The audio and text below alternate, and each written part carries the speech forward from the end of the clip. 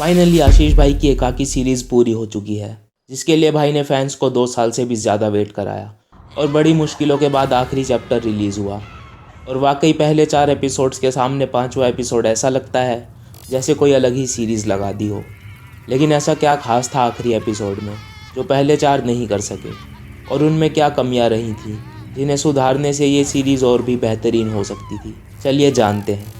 तो पहले ही एपिसोड में जो चीज़ मुझे सबसे अच्छी लगी वो ये थी कि सीरीज़ डायरेक्ट कार में शुरू होती है, जहाँ सभी कैरेक्टर्स एकाकी विला जा रहे होते हैं और कार्तिक के मामा की विल की कहानी उनकी बातचीत से ही हमें पता चलती है।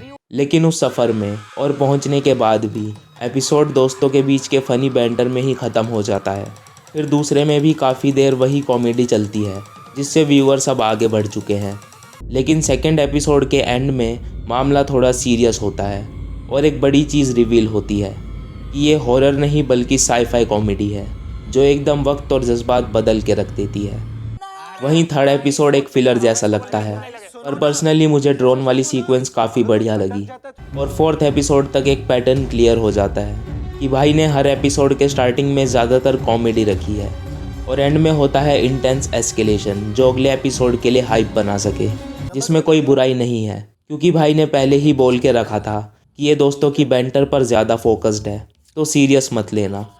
लेकिन फाइनली 1000 साल बाद आता है आखिरी एपिसोड, और जैसा कि भाई ने वादा किया था, मज़ा आया। मतलब भाई ने अपनी अवेंजर्स ही बना डाली, जहां कॉमेडीज आर्क भाई को देख के पीछे के दरवाजे से भाग ही चुकी थी और अब बस बचा था दुनिया पे मंडराता खतरा और उसके सामने ये 7 दोस्त जिनको एलियन ने जम के बुली किया। और जब अपने कार्तिक भाई मार खा के उठे तो उनमें थोर की शक्ति आ गई। मतलब ओरा फार्मिंग में रॉकी भाई को भी पीछे छोड़ दिया। खैर मजाक से हट के बताऊँ तो character design, wire work, VFX सब काफ़ी बढ़िया था, जो बड़ी बड़ी मूवीज़ भी पुल ऑफ नहीं कर पाती। बस ओवरऑल सीरीज़ में कमी ये रह गई कि थोड़ा एक्सपेक्टेशंस का मिसमैच हो गया, क्योंकि कॉमेडी और थ्रिल का रेशियो ट्रेलर से क्लियर नहीं होता।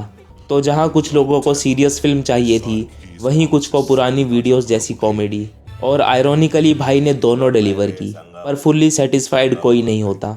और आई थिंक कहाँ क्या दिखाना है उसकी उनकी अपनी स्ट्रेटजी थी, यानी एग्जीक्यूशन वीक नहीं था बल्कि स्टाइल ही ये चुना गया था कि पहले फुल ब्रेन रॉट और बाद में action. So eventually limited resources और खुद 4 प्रोफेशनल जितना काम करके आशीष चंचलानी ने जो बनाया है वो पूरी यूट्यूब कम्युनिटी को एक स्टेप आगे ले जाता है। और हमें पता ही है कि अब तो भुवन भाई भी ढिंढोरा 2 नेटफ्लिक्स के साथ बना रहे हैं। सो जस्ट होप कि ये पूरी कम्युनिटी ऐसे ही ग्रो करती रहे। Until then, Manners. Fucking manners.